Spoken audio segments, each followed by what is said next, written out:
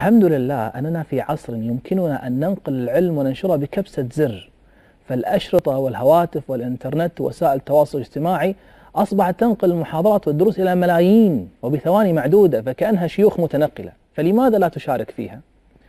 بحسب علمي فإنه لم يحدث في عصر من العصور أن يقول داعية محاضرة أو درس ويستمع إليه الملايين إلا في هذا العصر، وأنت لا تدري كم يمكن لشخص أن يتغير بسببك.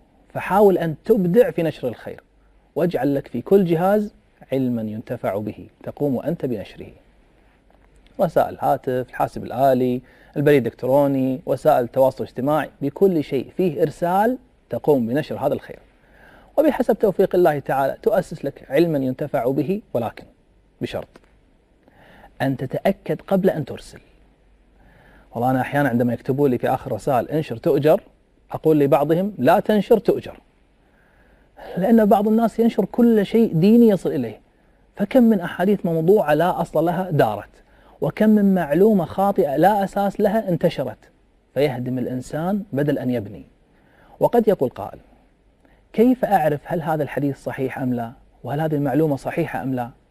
أنا لست عالما. الجواب إذن انقل عن العلماء، فإذا جاءك شيء من عالم بالصوت أو بالصوت والصورة فانشره، أو جاءك شيء مكتوب من شخص أنت تعلم أنه لا ينشر كل ما جاءه بل هو ثقة يتأكد وينقل على العلماء، فهذا انشر عنه، نعم هنا تؤجر عليه. وإلا فلا تنشر كلاما لا تعلم سنده، لأن الله تعالى قال فاسألوا أهل الذكر إن كنتم لا تعلمون. واسمح لي أن أبشرك، نعم أبشرك بأنك لو علمت الناس الخير فإنه سيحدث لك شيء عظيم، ولكنك لا تسمعه ولا تحس به. قال رسول الله صلى الله عليه وعلى آله وسلم إن الله وملائكته وأهل السماوات والأرض حتى النملة في جحرها وحتى الحوت ليصلون على معلم الناس الخير.